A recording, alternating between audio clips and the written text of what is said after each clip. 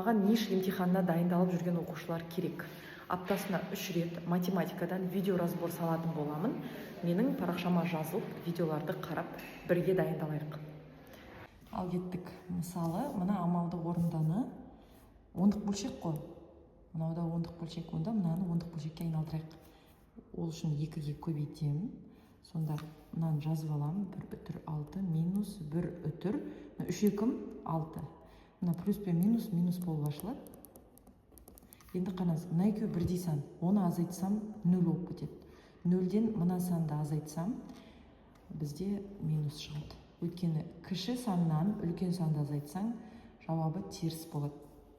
Келесі, А және В натурал сандарының кері сандары сәйкесінше А және Б дейді.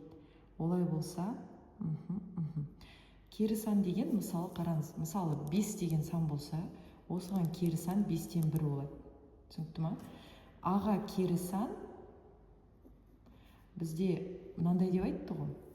Демек, мына Аның кері саны ол бізде 1 бөлу А деген сөз.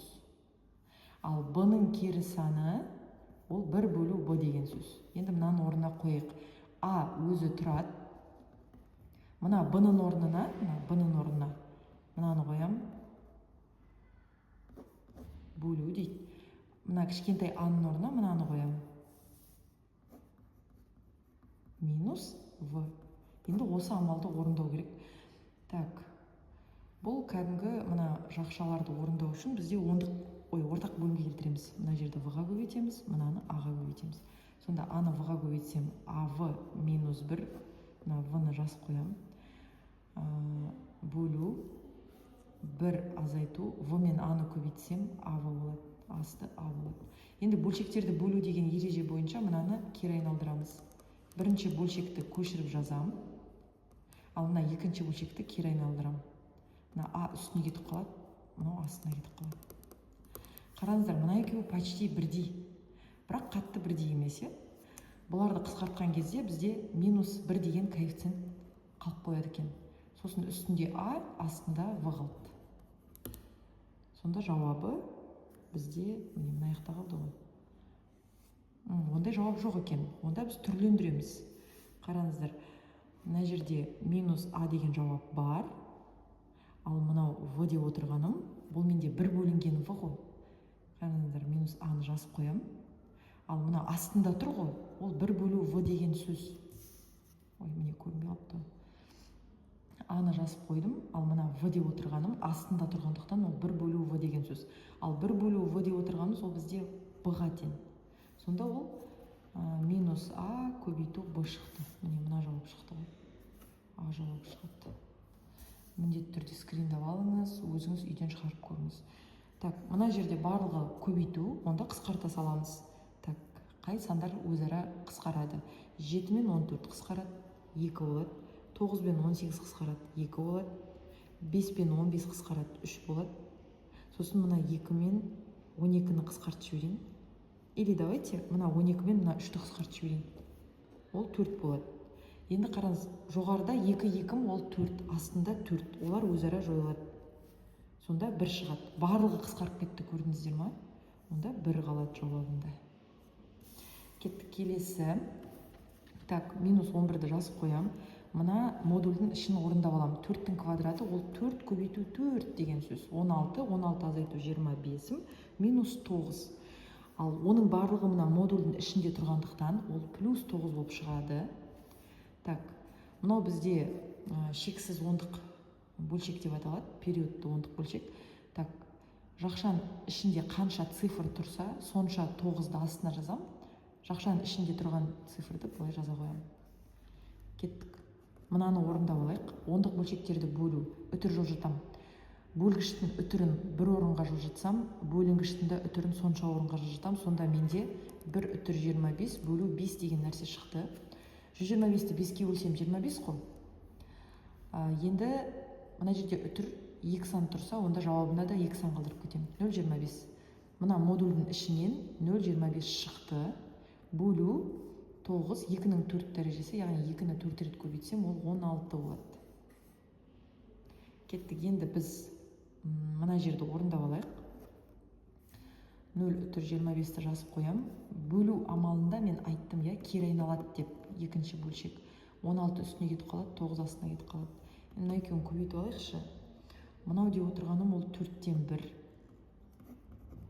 4-тен 1 мен 16 қысқарып кетеді. Сонда мына жерде 9-дан 4 қалды. Мынаның барлығы 9-дан 4-ке тең. Енді бізде не қалды? Асты 9, 9, 9 болса, біз үстін біріктіре аламыз. -11, -2 және +4 жазып қойық. Асты барлығы бірдей. Міне. Так, минус қосылады, -13. -13 +4 ол азайтылады. Так, ол -9 болады. Асты 9. -9-ды 9-ға бөлсем, мынау бөлу деген сөз ғой. Ол -1 шығады. Келесі есеп. Мына жерде 3 бұрыш 3-ке тең, ал мынандай белгі 4-ке тең деген сөз. 3 бұрыштың орнына 3-ті қоям. Қосу деймін да. Мына белгінің орнына 4-ті қоям. И мына жақта керісінше 4 азайту 3. Так, мынау 7 болады, мынау 1 болады. 7-ні 1-ге бөлсем, 7. Мына жерде то же самое. А-ның орнына 2 қоям, Б-ның орнына 5. 2-ге көбейтем 5-ті 10, азайту А 2. Так, 2 көбейту 2, 4. Так, 8, 4. 8-ді 4-ке бөлсем, 2. Кеттік келесі есеп. Так, ұқсас мүшелерді біріктір дейді. Яғни бірдей әріптерді біріктіруіміз керек. 2А қосу 36А азайту 8А. Жазып қойық.